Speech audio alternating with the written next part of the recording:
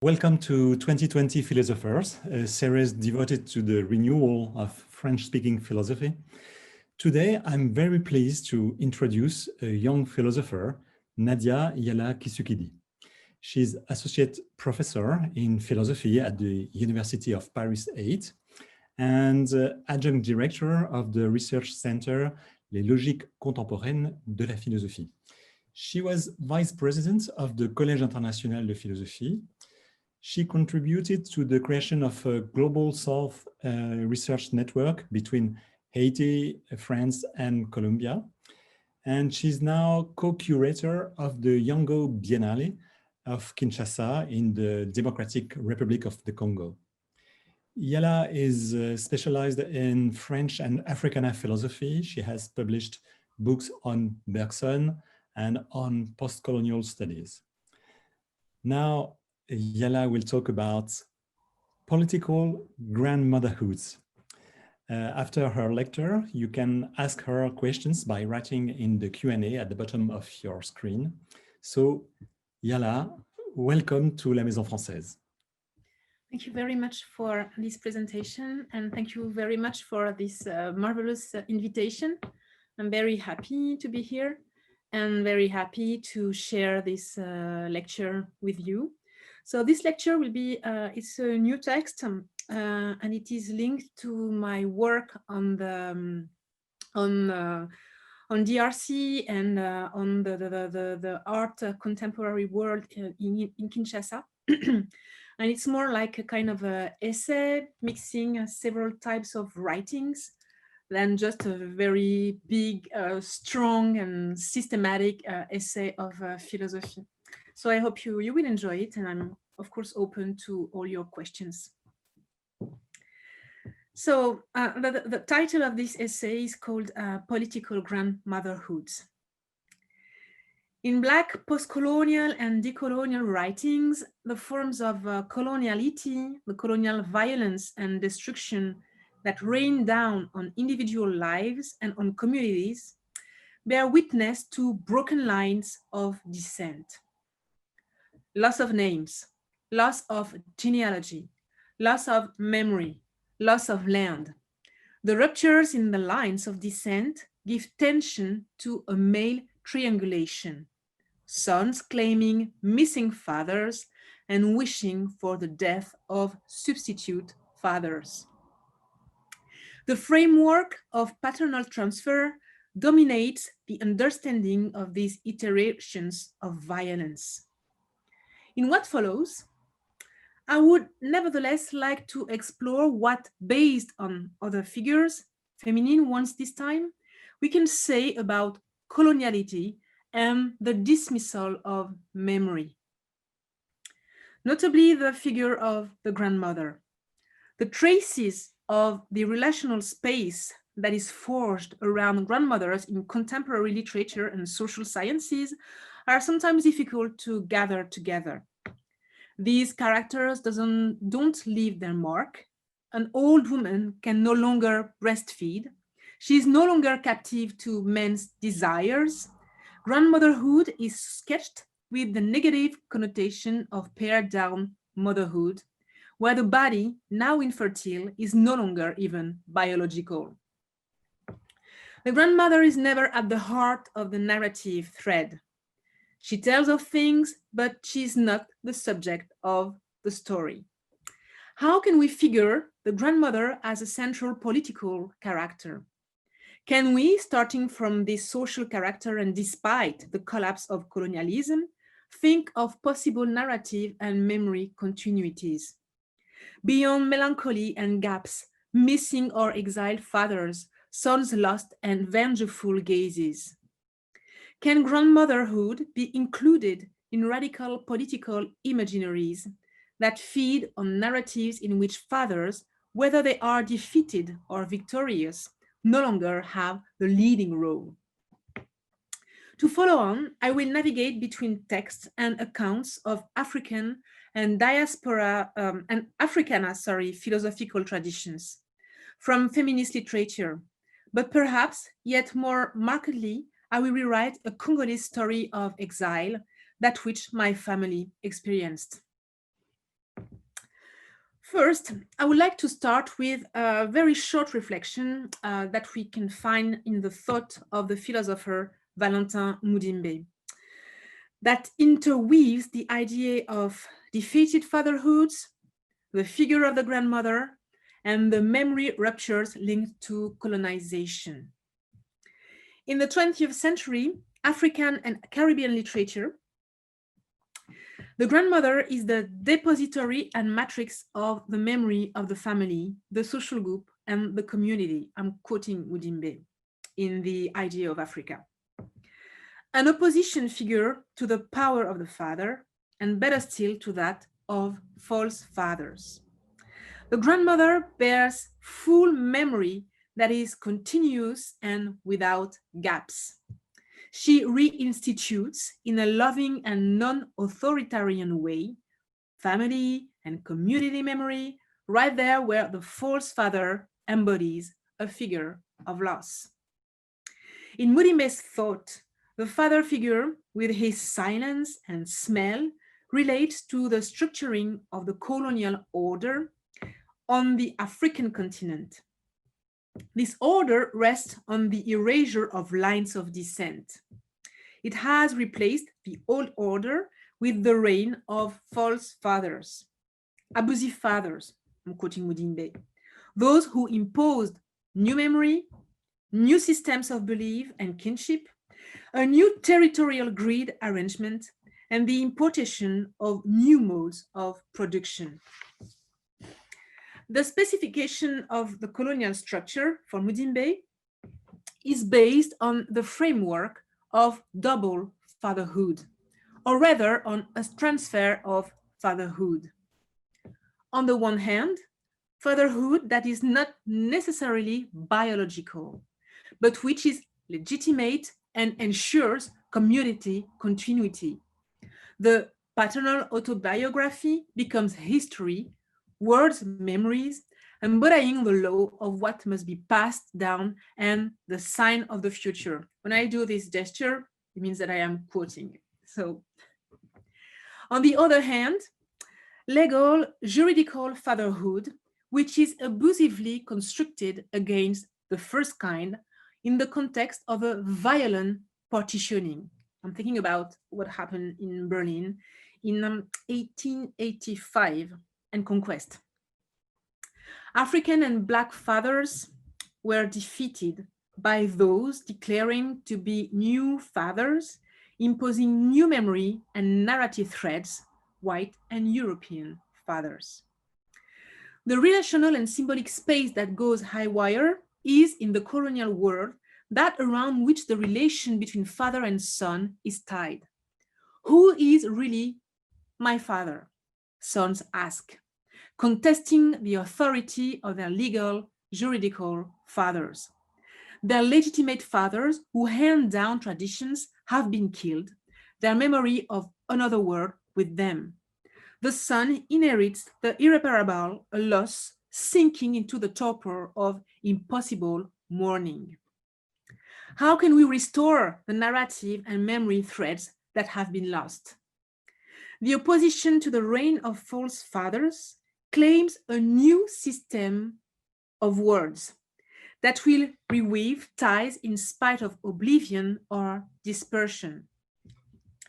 It is in this framework that the social character of the grandmother emerges in Mudimbe's writing. The voice of old women persists against the transfers of fatherhood which support the colonial structure of power. Through the grandmother's accounts, the formerly colonized regain their memory. Grandmothers appear as life-giving figures who can counter melancholic discourses of loss, social death, and forgetting. A singular tie is woven between the grandmother memory and the dismissal of false fathers in the analysis of post-colonial Africa. In Mudimbe's work, however, this tie has not been much theorized. There is only one short little page in The Idea of Africa. It is the pattern of the death of the father that dominates the narrative. The grandmother emerges as a secondary figure after the murder. She sleeps into the middle of defeated fatherhoods and offers another perspective on history, memory, and the forced migration across land and sea. A figure of love, a figure of continuity. The link uniting the grandmother to her grandchildren is not that of a relation of authority that is unquestionable and to be feared, specific to the patriarchal order. It is banter. The sphere of her discourse does not reach adults but children, and the sign of the game of banter, Mudimbe tells us, is the materializing of a smooth continuity. The figure of the grandmother updates what once and will be again, without borrowing the inhibiting forms of patriarchal language. I'm quoting Mudimbe. The reign of the grandmother is the other side of the presence of the father. False or true, it matters little. Whose power is questioned in the smile and the memory of the grandmother. Beyond the violent death of the father, it is not certain that old women will be taken seriously. They are left in their corner to speak to children. Faced with injured memory, grandmother's only use is the symbolic restoration of the paternal function. However, we can stop thinking about grandmotherhood within the narrative of missing fatherhoods. In territories reconfigured by colonial structure, the grandmother is not a melancholic figure. She personifies a certain kind of power. The first lesson of old women, we don't lose our memory. The second lesson, the transmission of memory can happen despite the death of the father. I wanted to just work a little on this work of Mudimbe because this is in those little pages that I had the idea to work on this character, the character of the grandmother. And from what has just been said, I think two ideas now must be explored. One, the grandmother establishes another non-melancholic relationship to wounded, perforated memory. She also, second, embodies the possibility of contesting the patriarchal order, that of false fathers, but also of legitimate fathers, by figuring other ways of approaching community ties, genealogies, memory continuities, and lines of descent. We must take those two propositions more radical, two propositions that are in the text of Mudimbe. Taking the character of the grandmother away from the relational space constricted by the father and the son. Constituting grandmotherhood as a political function outside the circuit of affects and feminine care that will identify her normatively with the idea of reinforced motherhood. For this, it is not necessary to go through psychoanalysis or anthropology. In the 20th century, an entire African-American feminist literature addressed the dismissal of memory in an attempt to conjure up what, along with Glissant, we can call the unknown of the chasm or the abyss. I don't know how you translate this idea, le gouffre in English, chasm or abyss. In the novel Mahagony, Mathieu Bellus, the narrator, evokes the way in which the people of plantations were faced with the unknown 3 times over: the stomach of the slaver's hold, the sea abyss that embraces the bodies thrown overboard, and the chasm. What is then this river that has no midpoint? The chasm devoured Africa, the unity of languages, names, families, the memory of places. In an interview from 1987, the writer Tony Karibambara spoke about what it is like to live and write faced with the chasm. I quote her in this interview. I know that we must reclaim those bones in the Atlantic Ocean. Do you know that there is not a plaque, a memorial, a day, a ritual, or an hour that is erected in memorial to those 100 million bodies in the Atlantic Ocean, all those African bones in the briny deep, all those people who said no and jumped ship, all those people who tried to figure out a way to steer, to navigate amongst the sharks. We don't call upon that power. We don't call upon those spirits. We don't celebrate those ancestors. We willingly embrace amnesia. More horrendous is the fact that we have all that power that we don't tap. We don't tap into the ancestral presence in those waters. In numerous texts by Tony Kadebambara, the figure that rises up against voluntary amnesia is that of the grandmother or the old woman.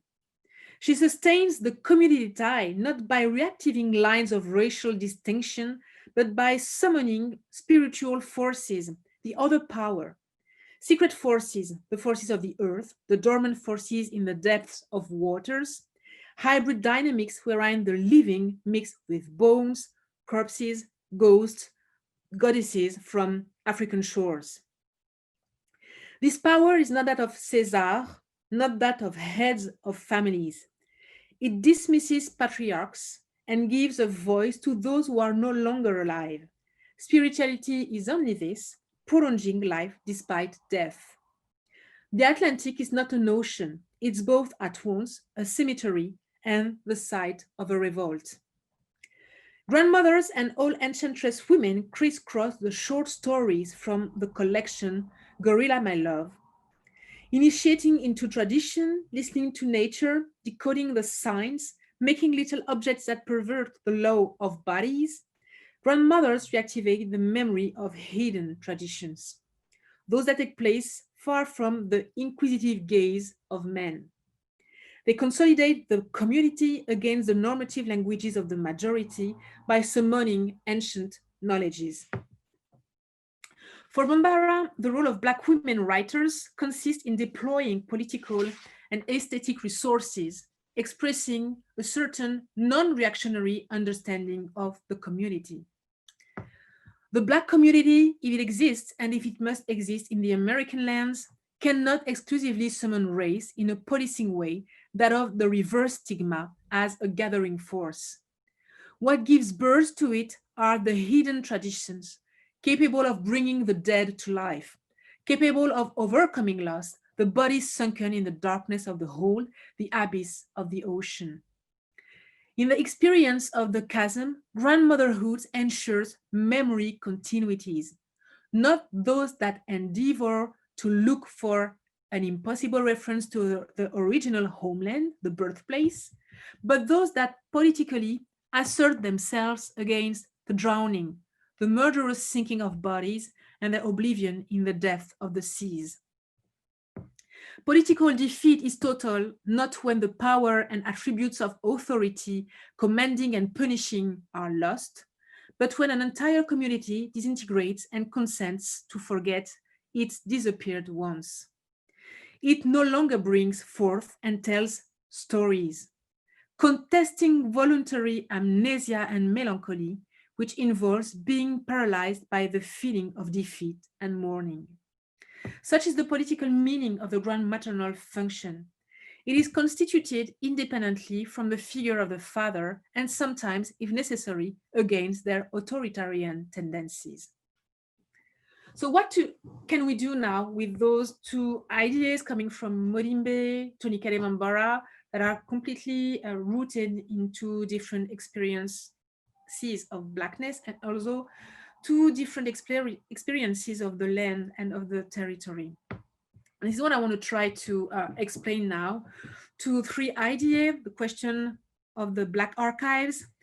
I want to question also what is a small story, and I want to define what I call political self-fabulation, from in a way to contradict and discuss the idea of identity.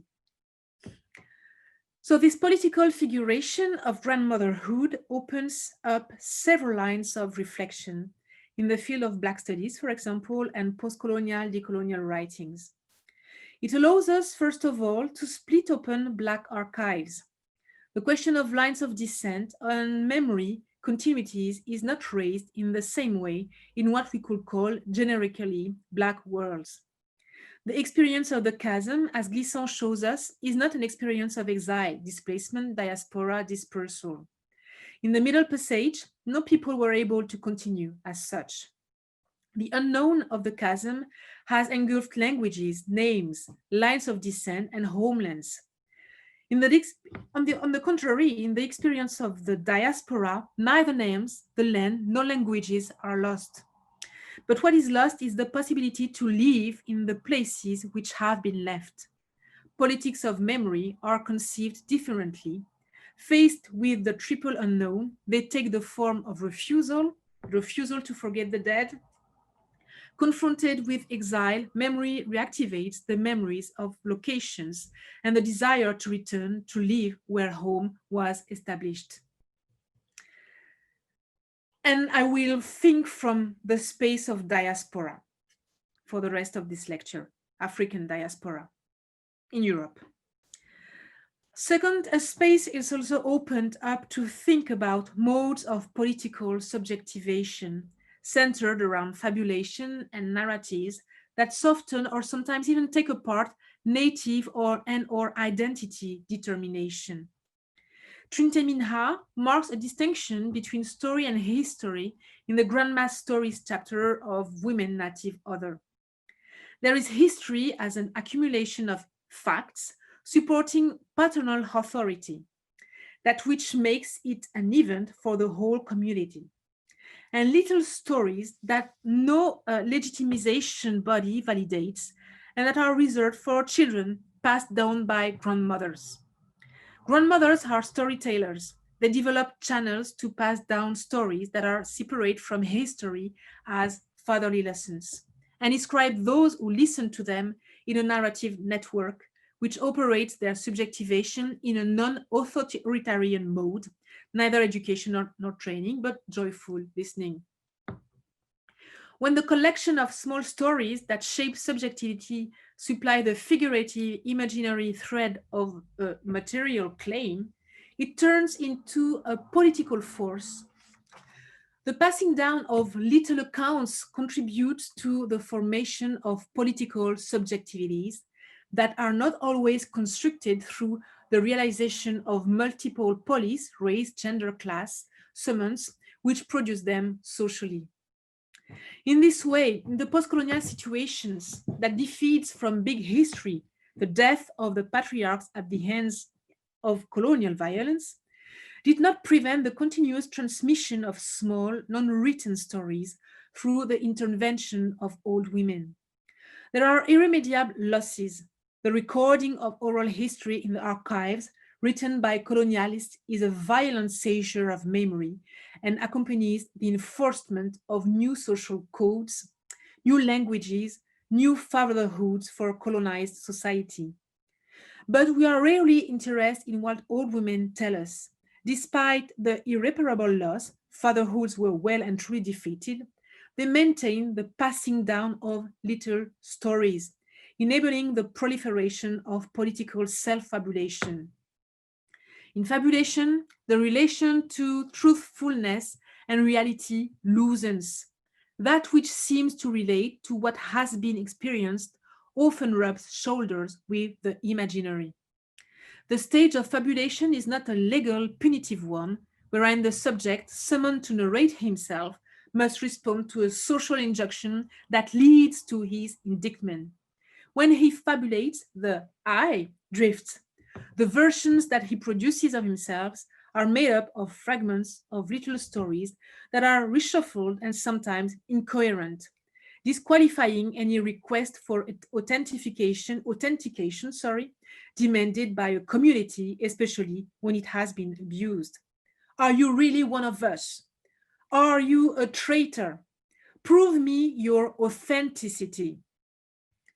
Political self-fabulation does not bring about any totalization of individual experience. Its problem is not who am I, but rather How does what has been told to me situate me and get me moving? Its casual discursive regime isn't that of necessity, which reinforces lineage and legitimacies, socially sanctioning those who contest them. Self-fabulation does not intersect either with the leitmotif of prescriptive, of normative identity that fixes the subject's social and political coordinates. It is conditioned, of course, by places, chance meetings that always elude the subject, but it does not aim to reinforce the authority of myths, family dynasties, whose sole vocation consists in restoring the unaltered paternal function. These forms of fabulation are political, they are not melancholic, they continue to produce narrative threads in a world that provides no future horizons. I would like to give you two examples. So this expose, this lecture is not too abstract, and I will take those two examples in my biography. It's not a big ego moment, don't worry, but it's just to make it more sensitive to understand what I tried to do with this figure of the grandmother. So I hold out my hand to the person who offers theirs to me, and I greet them. Kiambote, hello. Yala Kisukidi, mama muisi fulansa. Yala Kisukidi of a French mother. Mwana wa Nambu wanzola kunambanza yidi. Daughter of Nambu and of love on the land of Mbanza Yidi. Ntekolo wa Kiayi Kisila kunansanga. Granddaughter of the Kiayi Kisila on the land of Sanga. I can repeat the names of my clan, the one that was passed down by my father's mother, my grandmother. Mukongo. My clan, that of the Nambos, settles on the lands of Kasangulu in central Congo in the Democratic Republic of Congo. This story of names, my father passed it down to me far from his place of birth, Songololo, in the European lands of exile. The system of lines of descent in the Bakongo, Mukongo is the singular, is matrilineal. We can ask ourselves quite spontaneously how matrilineage can affect the dominant patrilineal and patriarchal symbolization of colonial violence in the dismissal of memory. In this form of kinship, the passing down of land goes through the female line. Sons belong to the clan of their mothers, but the line of descent does not come from the father. In Europe, kinship systems are reversed from matrilineage to patrilineage. Accounts change direction, new stories are invented.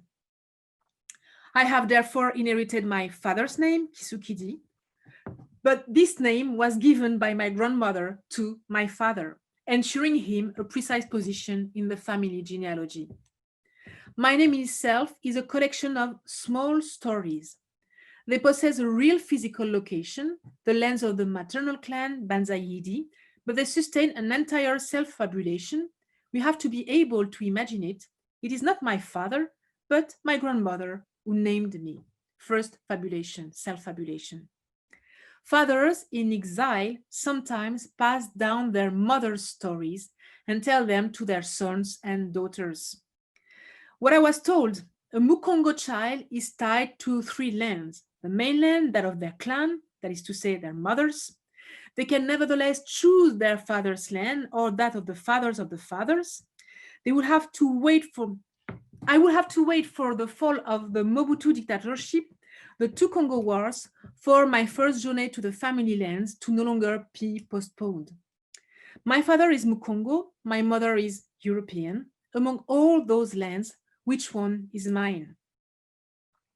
The riddle is firstly political. It does not bear witness to any form of tearing apart or identity pain.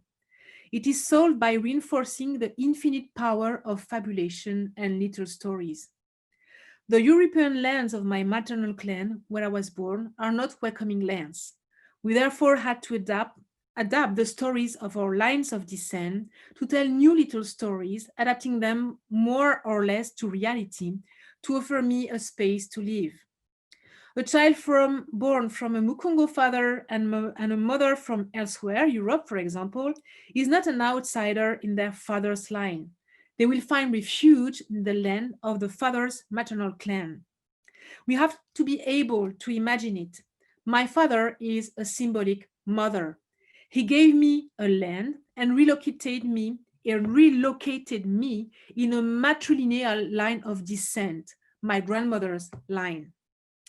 All these stories about stories mixed together, they have sometimes been rebuilt for the circumstances, make it so that a child of the diaspora who grew up in territory or former colonial countries, France, Belgium, does not find themselves landless without a place of refuge.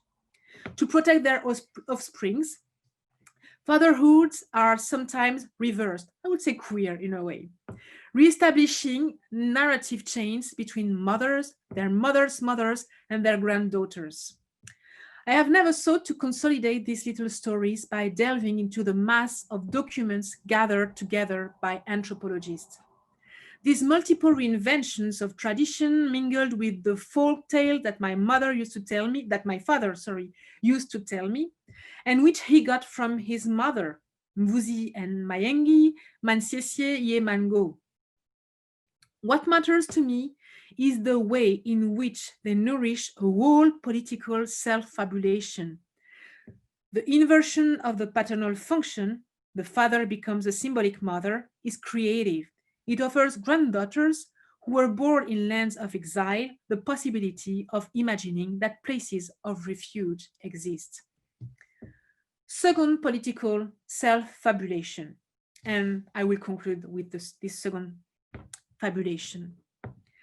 The memory that persists, indifferent to the murder of patriarchs, is firstly of land. Imagination does not care about sexual difference, and it even only functions efficiently by ill-treating it, by making other sexes, passages, metamorphoses. There was only for me a memory of the land because my father renounced the attributes of the patriarch to extend the voice of his mother. The patriarch is he who claims to hold in an authoritarian way the keys of history and knows how possessions are shared out within the family enclosure. Yet, the memory of the land that was passed down to me is not a memory of property. Here is another little story, not authenticated by anthropological knowledge, that was told to me. With the Bakongo, any outsider can settle on the land, but he cannot take ownership of it. He can enjoy the fruit of his labor, use the land, but he cannot abuse it by running it as he pleases or giving it up.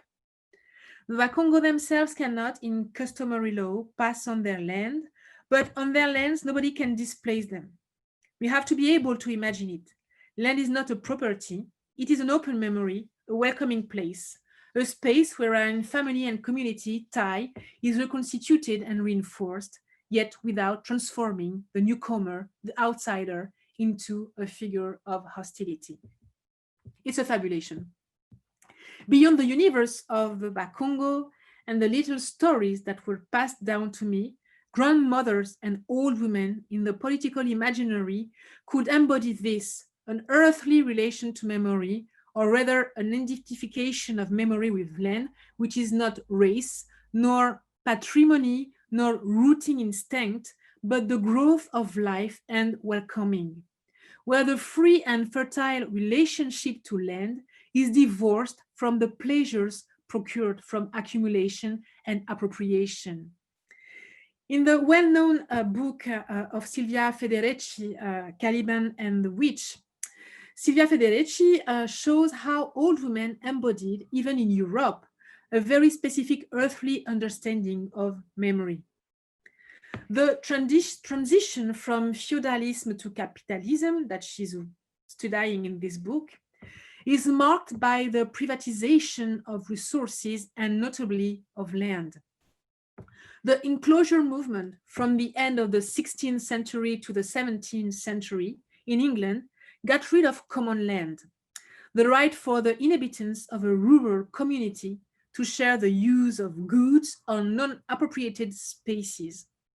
In this history of capital, the old woman from the destitute classes, a widow without children or a grandmother, bears the memory of free communal enjoyment of land. The memory of non-appropriable land that is welcoming, a place of subsistence supporting life. She embodies a challenge to the new sexual order that is established, sanctioning the power of fathers and patriarchs. This power rests on the double appropriation of the land and bodies of women becoming public property. Memories are not fixed, they are recomposed over time, and they reinvent the meaning of words and memories by encountering other imaginary, aesthetic, political, geographical, other imaginary words, which they assimilate, thereby taking numerous detours. Old images, little personal stories that are passed down informally from one generation to another, sometimes change and become politicized. The earthly memory that was passed down to me is not reactionary. It does not support any ethnic or cultural over-evaluation. Neither is it built on history erected as a principle, the grounds of paternal gigantomachy. It is nourished from a little grandmotherly story propped up by one single concern. Where can your life be fruitful and grow? That is to say, find a place where it is not diminished. This concern takes a precise meaning when it accompanies an exile story, the political exile of a father. During the second half of the 20th century, the dreams of African independencies had to face the betrayal of their brothers, or rather, the bloody and authoritarian paternal restorations, replacing the colonial reign of false fathers. African bourgeoisies, mingling with former colonizers, maintain an entire political economy of domination which destroyed what had been hoped for. Under Mobutu's dictatorship in DRC, opposition figures were repressed. Sometimes they went into exile and only found refuge in Europe, in the lands of the former empires of France and Belgium, where they brought and sometimes founded their families. Persecuted in their own lands, enduring in the lands of exile, the ironic loquacity of those who remained exploited, wasn't it you who asked for independence? Those ones who still pumped and sometimes exhausted the riches from the soil. Where to live? The exiled in the belly of hostile territory ask themselves. Where to live? They repeat, looking at their offsprings stuck in the great towers on the periphery of large European metropolises. Mischievously, grandmother's voice turns to her descendants and takes up the little story which extends indefinitely. Wankumbu akuye taninan toto, hear your name and protect your land. Thank you very much. Thank you so much, Yala. That was amazing, and really the way you involved your own family and the question of also the name, and it's really just amazing. So thank you so much. Thank you very much. So it's time to have a discussion. So the message to the audience: don't hesitate to ask questions to Yala through the Q&A. So I will start with I was wondering if there is a word in French to translate the grandmotherhood. What would you say in French? I would say grand-maternité. La grand-maternité, oui. Yes, that's better than la grand-maternitude.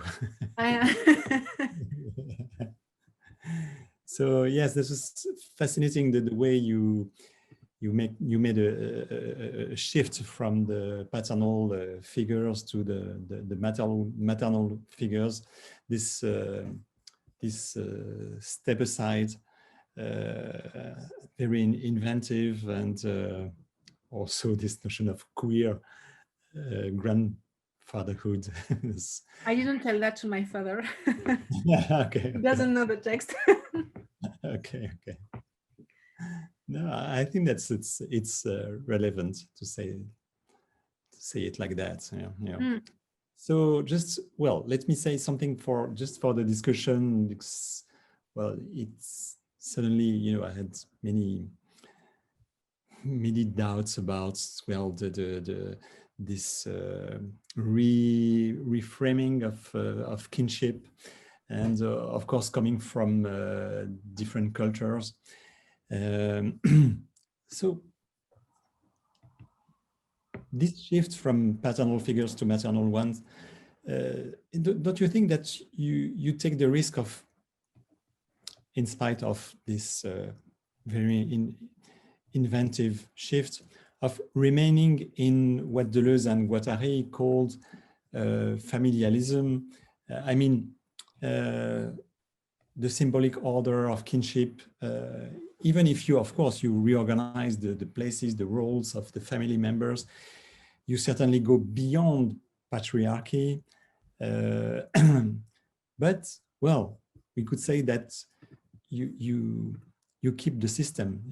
Isn't it possible and perhaps necessary to set new family links without reenacting the family order with its genealogical paradigm based on blood transmission? Well, you see what I mean? Exactly. The question of your conception of kinship and of the familialism and the transmission, symbolic order. I would like you to say something more about that. Yeah, I think it's an important question, because, but I also think that it's quite difficult to think about the questions of memories and loss through a Deleuzian and Guattarian framework, because I really love their work, but something for me is missing, is that they don't take perhaps seriously the question of genealogies, lines of descent, understood through the prism of colonial violence. And of course, when you think about the question about colonial violence, the violence has destroyed genealogies, has destroyed memories. And the question is, how do we reconstruct them? How do we do with those losses and with those destructions?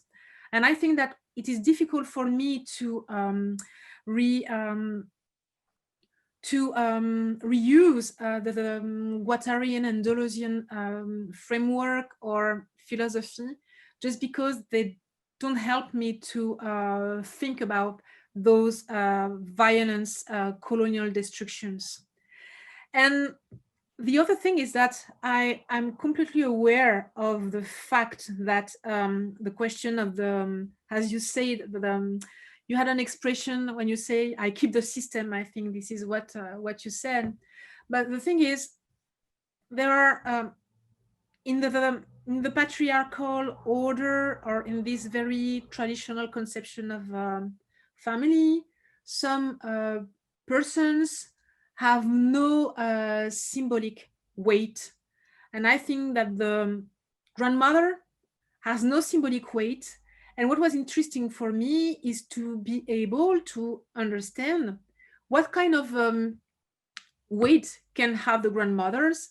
And if we are able to rethink the symbolic order that she embodies, perhaps we will have other ways to understand the questions of loss and memory. Because perhaps also that I started with Mudimbe, and I had this idea through, it's funny, through a reading that Mudimbe makes about the literature of Caribbean, of African and Caribbean literature, but especially about Glissant. And he especially, through one page, works on this figure of the grandmother in Glissant's work. But it was very funny because the work of Mudimbe is structured by one question. How do we get rid of the father? That is to say, how do we get rid of the colonial father to be able to recreate an African order of the discourse? This is how he thinks about the colonial problem. And in his work, this is how I read it, he always says that it is difficult to get rid of this father. And in one page, it's funny, he just says that now with the figure of the grandmother, all the problem of loss and of memory are disappearing. And after, he come back to the question, how do we get rid of the father? And it is a kind of circulation and meditation that goes on and on. And it was funny to say just, okay, you have perhaps one answer to your question, how do we get rid of the father? By listening to the grandmother. And I just wanted to go to it and to experience this idea and to understand what we can do with this idea. And what was interesting for me was to say that we can perhaps try to create new writings and figure new ways to go beyond the melancholia that is the core of the post-colonial writings and sometimes even decolonial or africana. I don't believe that the question of melancholia is so not important, but there is something that is quite false to me in the repeating of the idea of the loss, because we don't see what remains, and the figure of the grandmotherhood helps us to see what remains. And so I'm aware that it is not a real answer to your question. I didn't tell you what I say with familialism, but the thing I wanted to do is just to reinvent political imaginaries through feminine figures. It's very basic, I'm sorry. No, but that's very convincing. That's very convincing. But coming back to, well, I of course I quoted Deleuze and Guattari, but well, I perfectly understand that you said that, well, you miss the question of history and the tools to think of the colonial violence. Okay, but you know that a thinker who was very close to Deleuze and Guattari was Glissant. Glissant was really a Deleuzian and Guattarian thinker. And well, you know, you perfectly know that he built a kind of anti-genealogical thought based on the impossibility of getting back to the African sources and origins, the impossibility of finding authentic roots. So according to Glissant, nothing has been left before the abyss of the slave ship. So there is no return. But so he stressed the necessity of a detour, a detour, because there is no direct return, to a detour to invent new bonds, new links to the past through tales, through narrative, as you said, through storytellers, not only the grandmothers, but the Camboiseurs, for example, but without any genealogical kinship, because genealogy is definitively lost, and you know that Glissant despised, for example, the search for ancestors through DNA tests. So I was just wondering. I don't want to address you or to oppose another conception. That's not my purpose. But would you say that Glissant, in a way, embodies a Caribbean conception of identity, open to many non-genealogical relationships, what he called archipelagic relations, while thinkers from continents, I mean, Africa or even Europe, and from continents, continental thinkers, and not the continental, as Americans say, continental, but really from the continents, remain attached to the genealogical paradigms? I think I would say yes and no, and I am happy because Glissant is really important in this text, because I think that I really understood through Glissant what was how can you say that, the betrayal of the Atlantic.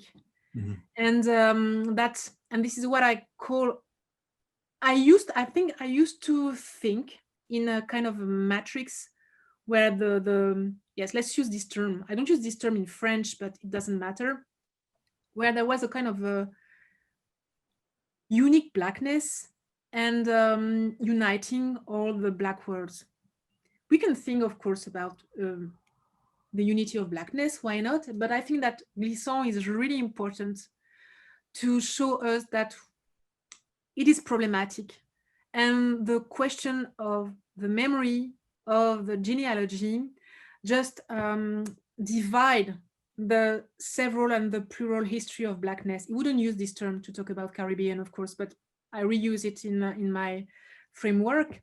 And I think that the conception he does, I mean, the division he does between the chasm and le transbord, I don't know how you translate that in English, and the diaspora is very important because it shows that the relationship to the land and the relationship to the betrayal of the Atlantic Ocean is not the same, and doesn't allow us to identify all the histories of blackness.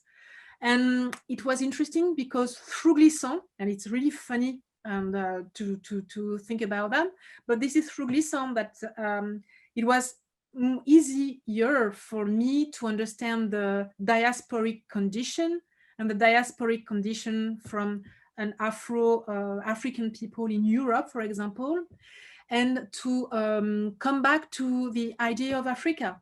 And I think, I don't know if I would say that there is a shift between Caribbean identities and African continental identities, but the fact is that the question of the land is still possible when you have a history of exile. You know where to return. And through the stories of my father, and of course my grandmothers, I exactly know where he was born, where the graves of all the genealogies of my grandmothers, etc. are. I saw them. I know I have this memory of the land. And I think that this is perhaps a very important criteria to understand histories of the African diaspora and the histories of the abyss of the chasm. We cannot connect those histories. And I think that it is a very important an important thought coming from Glissant that allows us to understand those different ways to travel into blackness, into, of course, Africa and Afro-cultural worlds. So to me, I would say that, and we cannot think memory, and we cannot understand the question of the land in the same way in a tradition of exile and in the tradition of the violence, of the betrayal of the yeah. And it's funny because I'm talking here in the US, and I know that those questions are really intense here. And you talked about the question of the DNA, how sometimes our brothers and sisters here in the US are trying just to reconnect with the continent. And in this way to reconnect, and I hope I won't be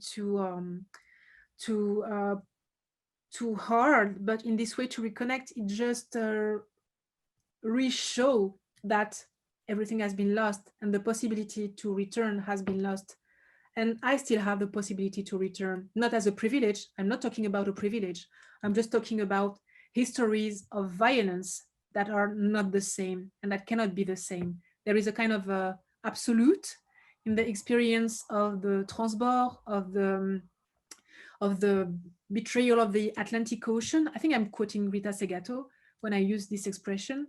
That is that cannot be compared to just the history of exile, for example, coming from the big defeats of the African independence at the end of the 20th century. Okay, so thank you very much. I agree with you in a way. Thank you. It's very highlighting. So Yala, in this series, I question my guest about the situation of philosophy on both sides of the Atlantic. But also, well, could you say something about perhaps the emergence in the French philosophy or in the French academy of of Africa, and through its history or through its thinkers? Could you say something? Do you think that there is a move, a change today, but that you could also embody? I think that there is a change, and that is, I would say, a joyful change. And now, what was hard, I think, especially in the field of philosophy, is that there is, and I think it is at the core of the European, of the history of the European philosophy itself, the way it tells its own story, and the way it theorizes its own story as especially European, rooted in Greece, etc. So of course, when you start to study philosophies coming from non-European world, Latin America, Africa, Asia, you dismantle the canon. It's true. I'm not even talking about the war of the canon, but you dismantle the canon. Mm-hmm. And I think that in France, this question of the dismantling of the canon has been very, is still very hard, because I think there are still a lot of prejudice, unfortunately, about philosophies coming especially from Africa. We have to, we know that the Black bodies in the prejudice we have, I mean, in the racialized prejudice we can have, are bodies that cannot think. And usually you still have this idea that there are no writers, no writings in Africa, so there cannot be, I don't know, African philosophical traditions. And we still have to face those kind of bias, I think, in the institutional world. But things are changing at the same time.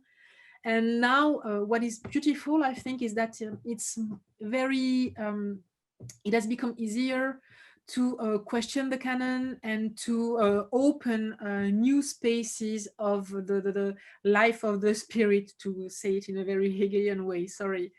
But I think that you talk about philosophy now and the opening of philosophy. And I think that the question of the translation from writers that come from the US, that comes from Latin America or India, was very important in the possibility for French philosophy to open itself. I think, of course, about post-colonial studies and other fields, of course, of contemporary philosophy, especially the decolonial turn that has opened to many Latin American intellectual, the French space. But at the moment, there are a lot of controversies about those new experiences of philosophy. They are really attacked. And it's quite difficult sometimes for young scholars that are trying to legitimate new spaces of thought to be able to affirm them and to not, without being judged as, I don't know, separatist, I don't know, as we say in France. And you have, I would say that there are a lot of controversies about the opening of the canon, and that shows some conservatism in the institution, but also new ways to embrace new understandings of what philosophy can be. Because, and this is what I think is really interesting, is that when you open philosophy to other geographies, the noun philosophy itself becomes problematic. I mean, the history of philosophy itself shows that the noun of philosophy is problematic, but now you have so many questions that are posed by many philosophers, just taking, what do we do with philosophy? What do we do with this noun? And for example, the existence of African philosophy, is that only imitation of what was done in European or Occidental worlds, or are we doing really something that has that is that has to do with our own problems. And just to answer to your question more deeply, there is a philosopher that was really important in my trajectory, in my intellectual trajectory, that is from Cameroon, and who wrote a marvelous book. I know that it was translated in English, called The Muntu Crisis, written in 1977, yes, and that really tries to question the situation of philosophy in Africa. Through the question of colonial violence, of course, and even the question the coloniality of the philosophical reason. And he tries to understand what we can do with this discipline, with this mass of text, to be able to reinvent or reimagine new paths of emancipation and of utopia. And so this book is really important, and I would love to, it was important also for me in the way I want to study this and to teach this part of philosophy, and also what I want to write as a, I don't know, theorist, I would say, more than philosopher. Okay, so you anticipated my next question by saying by quoting some references. I wanted to ask if what kind of reference, American reference were helping for you in your formation, in your studies? Could you quote thinkers that were important? And the next question is, well, we know that in many fields, you know, in the French Academy, even if it won't recognize it, well, follows what happened in the US. You know,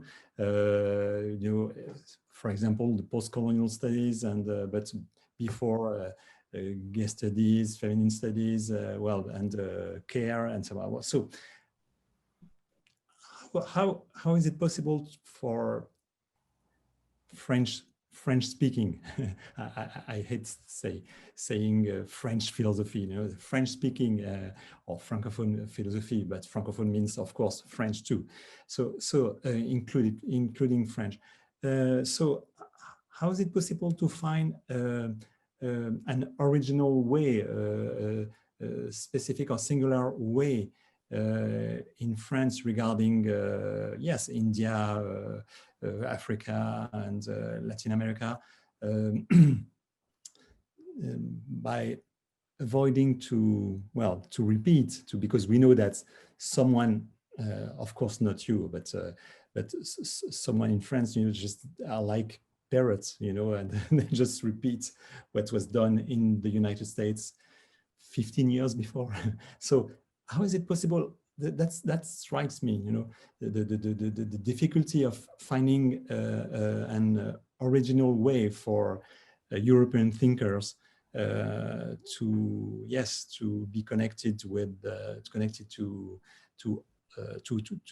be open to other references from other continents. It's an important question, and I don't remember the first question because I was struck by the second question, and I think my answer can only be personal, and I'm sorry about that. And not so personal, but I think that, I don't know, I hope I won't say stupid things, so stop me if I'm too massive and if I am too heavy. But I think that there is sometimes a problem in France that is not only in the academia, and it is the problem with the difference, with the idea of the difference, and especially with the idea of the cultural difference. So there is a long history of, in a long philosophical history, especially in the 20th century, of the question of difference. Derrida, Deleuze, and others, they have tried to think about that, But I think that the difference that is claimed from a kind of a cultural point of view is still seen in a very bad way, and still seen as a call for murder, or even for, okay, we have this term now that is coming all the time, but a call for division or disintegration of the national community. And I think that this, I would say, hysterical, sorry for the term, relationship to difference is what makes it very difficult sometimes to be able to create and to reinvent new things in this country, and especially in the academia. And I had an American experience as a scholar, and I was in New York when I was a postdoctoral researcher. And I remember what this city did to me, and I remember what this academia did to me. And for the first time, I could say something that I never said, I think, in the French academia. And it's not a critique of this academia, because I still work in there. So I'm happy also in France. But I discovered the possibility to say I, and the possibility to invent something. And this possibility was also given by fields that I already discovered through translations when I was in France, but I could discover and encounter and meet, the people who were at the core of those fields when I was in the US. And those fields were, of course, the colonial trends, post-colonial studies, or gender studies, or things like that. And it gave me such a kind of freedom, the possibility of thought, that I think that this capacity to reinvent, this is what a lot of young French people take from the US, not especially, I think, the concepts or the ideas, but just this possibility to say that you are able to invent something, even if you don't repeat the norms and the normativity of your discipline. And I think that this feeling is very strong. And as a scholar, as a young scholar, this is exactly what I lived through this encounter with this country.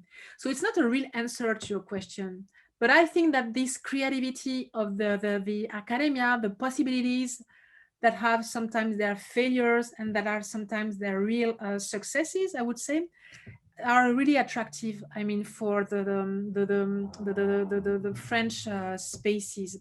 And other thing too is that after, I think, of course, you are right for the question of the invention. I think that we are now young in the academy, the people who are wearing or just carrying, those new ideas. And what we just need now is just to write. So you need to find book houses that want to help you and that are okay to publish your works, and it's hard.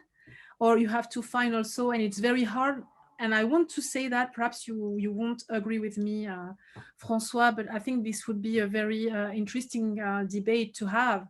But I think that the continuous targets of scholars working in those fields, critical race theory, decolonial turn, post-colonial studies, is very hard. It is a way to, it's a kind of censorship, internal censorship, that says that if you talk about those little subjects, you can be considered as an enemy of the Republic.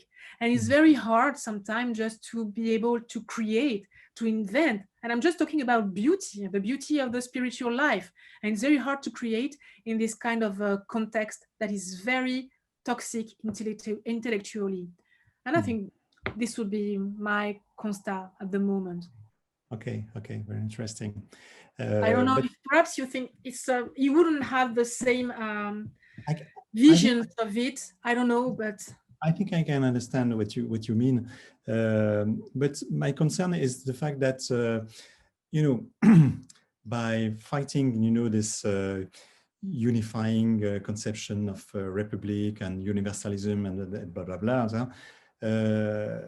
The way some thinkers try to invent something, that's not really an invention, because that's more a translation from the multicultural model of from Canada or from the United States. That's just that's not a real translation. That's just a kind of displacement, and that's just what I wanted to mean to say. That sometimes I felt a bit disappointed that there is no, and there is not a kind of third way. I don't know, but to not to say, well, that's the best model is the multiculturalism, and of course it doesn't fit with the history of France, of our French Republic.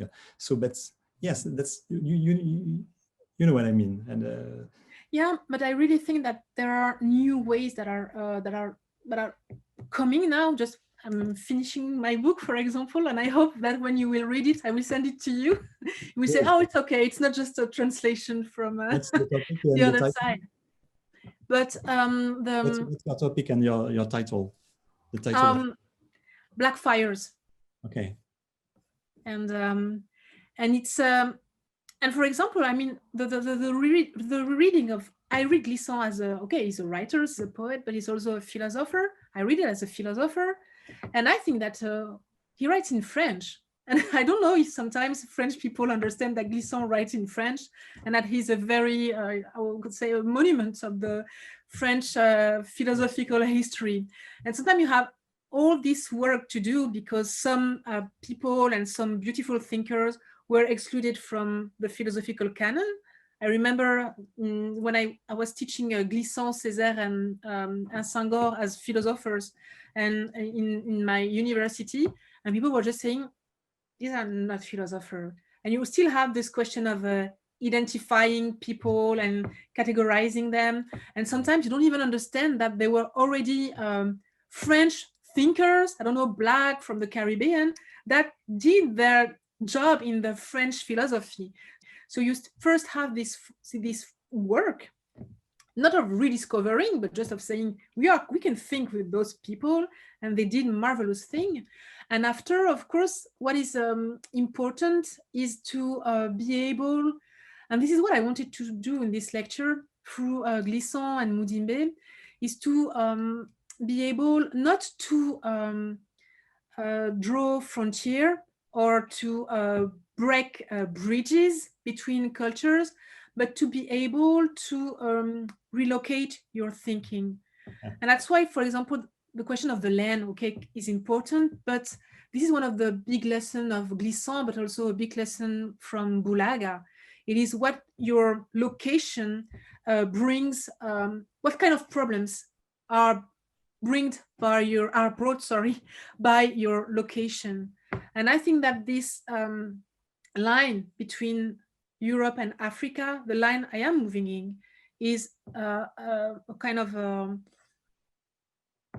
is a new territory of problems that must be now very theorized in itself. And of course, you cannot use the categories of race, for example, of color line, or even of Blackness in a very spontaneous way, because I think that this territorial line between Europe and Africa, some of those categories are completely transformed, or sometimes they just don't fit to be able to understand some of the problems you have to face. Or Yala, could you say why you worked on Bergson? Yeah, of course. Yeah. Because it's a great philosopher.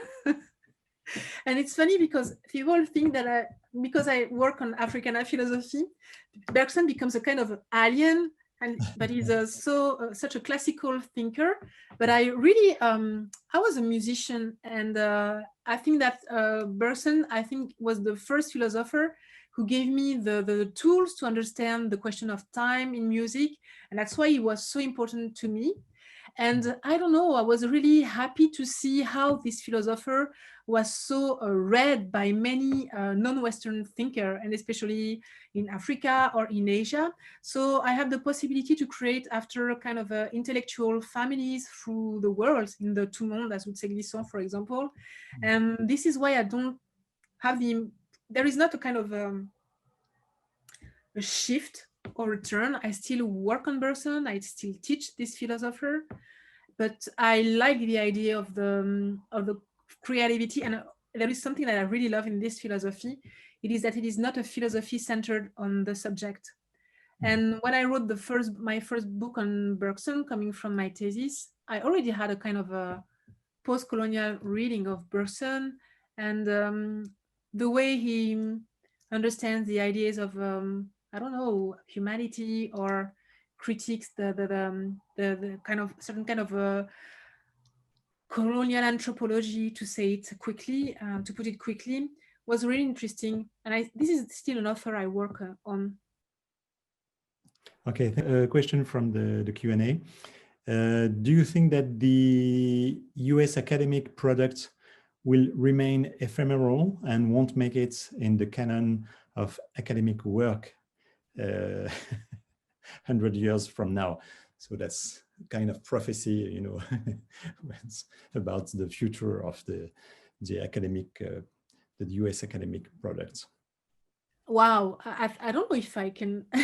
It would be horrible for the colleagues who are writing if I would say, no, you won't remain in the posterity. Yeah. Does that mean that everything is superficial? Is that the sense of the question? Or I don't know. I would prefer to say, if you don't mind, to answer to, but quoting Glissant, that's really unpredictable. Yeah, really, that's unpredictable. And I was not saying that everything was a utopia here in the US. I always have found it fascinating sometimes to compare the way the academias are functioning. And there are things I really love in France, otherwise I wouldn't stay in this country, I think. And there were things also that I really loved in the US. But in those two types of academia, in the way the knowledge is produced, there are things that I love and other things that I hate. It's quite weak as an answer. I could be more precise, I know, but I cannot answer to this question. Sorry. Okay. But perhaps a last question, and and I think that we will end the the session. I really like your idea of drawing intellectual lineage. How far back do you trace your lineage? For example, all the way to the Greeks, or do you follow the colonial model to prune the lineage not before the 17th century, for example? No, it's I think it's an interesting question, because I said that I'm not interested in facts. And this was the idea of the story I wanted to have. And the question of the lineage just says that you don't have to know. We don't even know ourselves in our own lives, our own lineage from I don't know, from the Middle Age or things like that, because I think we don't care. We don't need them exactly. But what was interesting for me was not to be able to retrace a precise history with the big H. It was just to show that the question of the lineage and the filiation is really specific in certain trajectories of Blackness. And you cannot think in the same way as you think what happened in the Caribbean and in the Americas in general. And I just wanted to be able to think about the question of the land and the territory in a non-reactionary way, if I can say that. How can we reclaim the land? How can we just think about the idea of the refuge? How can we think about the possibility of the return without reactivating a kind of roots or an idea of, I don't know, of a strong idea of identity? So just to be, there are, the thinkers I prefer now, for example, are thinkers that I completely, I do not agree with them.